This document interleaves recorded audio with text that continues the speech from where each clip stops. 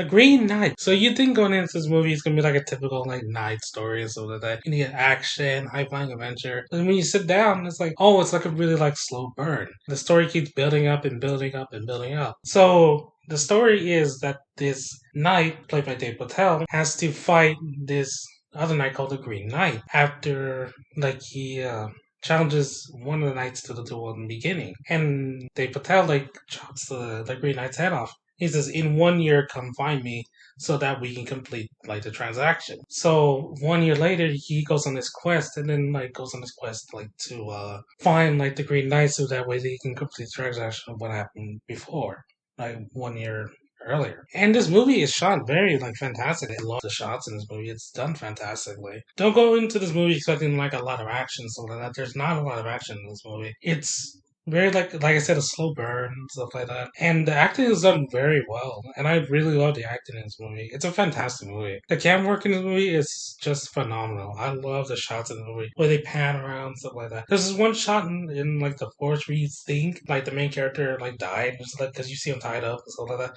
But then it pans around and back like, and then it plays with your expectations pretty much. You think like it's gonna go one way, then it goes this way, then like it goes another way, and it's like that. And at the end, man, the ending is wow.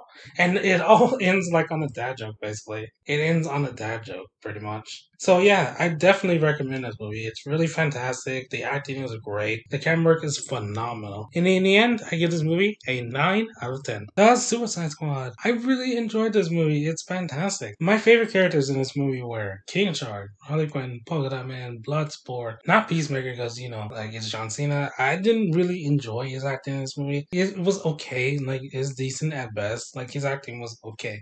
Everybody else like had a really good performance. I really enjoyed the performances, and the chemistry between the characters are really good. Very like cohesive and stuff like that, flowing like very well, like between the lines and stuff like that. It's really good. It flows very well, and you get to know the characters like during downtime and stuff like that. There's downtime. I know it's not always crazy action. There's downtime as well, and like there's the chemistry between the characters are really well written. It's really solid. The only problem I have with this movie, apart from John Cena's acting in this movie, was that they wasted like some characters in the movie. So you know, like you see Weasel, Pete Wentz's character, Javelin, Michael Rooker's character, Boomerang. They all died within the first few minutes because like Pete Wentz sold them out to like the military on that island. And then they end up killing them, all of them. Like, why would you show the characters in the trailer like they're gonna be the front face of the movie, and then they all die? I'm like, are you kidding me? Like, are you kidding me? You waste all these characters, man. That's crazy. I really enjoyed the action in this movie. The action is well directed, well shot. I really love it. The camera work is phenomenal. It's spectacular. I really enjoyed it. And the villain, Sorrow the Conqueror, that animation is well done. I loved it. I really loved it. And yeah, like I really enjoyed this movie. I suggest you go and see it. And in the end, I give the Suicide Squad a 9 out of 10.